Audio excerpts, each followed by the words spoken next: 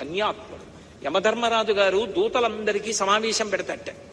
పెట్టి ఎవరి జోలికి వెళ్ళకూడదో, ఎవరిని ముందు తీసుకురావాలో చిట్టా చెప్తుంటాడు.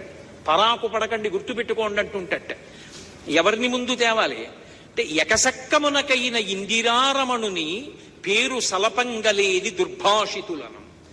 ఎకసక్కమునకు అంటే ఎగతాళి చేయడానికి కూడా నారాయణుడి పేరు చెప్పని వాడు ఉంటాడే, వాణ్ణి ముందు తీసుకురండి.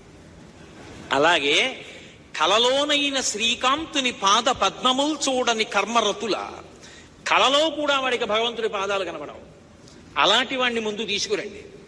అలాగే కేవల కథాప్రశంసకునైన కృష్ణ కథాప్రశంసకు చెవి యొగ్గలేని దుష్కథా ప్రవణుల. భాగవతం చెప్తుంటే, కృష్ణలీలలు చెప్తుంటే, కృష్ణుడి లీలలు విని సరదాపడి సంతోషించడానికి కూడా చెవి ఇలా పెట్టకుండా ఎప్పుడూ అక్కర్లేని విషయాలు వినేటటువంటి వాళ్ళు ఉంటారే వాళ్ళు. యాత్రోత్సవములైన ఈశ్వరుని గుడి త్రోవ తొక్కని దుష్పదులను. యాత్రకి ఎడతాడు, ఉత్సవానికి ఎడతాడు, నువ్వు వెళ్ళవే గుళ్ళోకి, నేను ఇక్కడ ఉంటానంటాడు.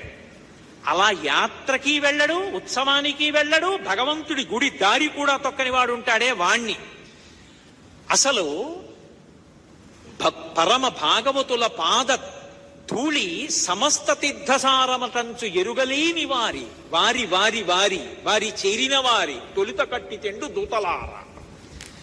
సమస్త బ్రహ్మాండములలోని తీర్థసారం ఎక్కడుంటుందంటే, పరమ భాగవతోత్తముడై భగవంతుణ్ణి నమ్ముకున్న వాడి పాదాల అడుగున ధూళిగా ఉంటుంది. అందుకే వాడి గడప దాటి ఇంట్లోకి వస్తుంటే భగవంతుడి సింహాసనంలోంచి తలెత్తి చూస్తాట.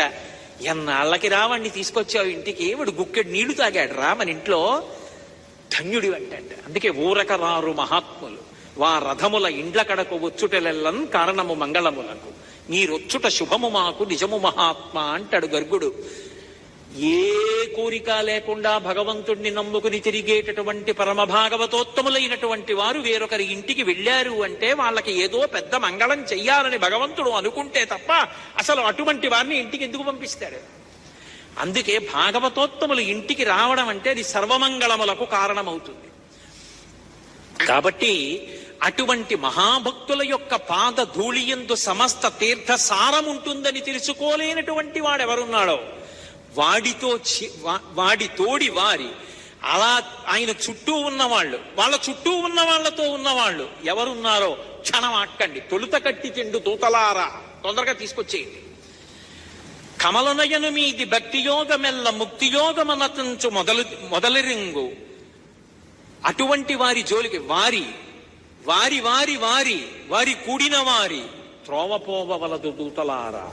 ఎప్పుడూ భగవన్నామని చెప్తుంటారే, భగవంతుడున్నాడని నమ్ముకు తిరుగుతుంటారే, భగవంతుని యందు భక్తి కలిగిన వారు ఉంటారే, వాడి జోలికి వెళ్ళకండి.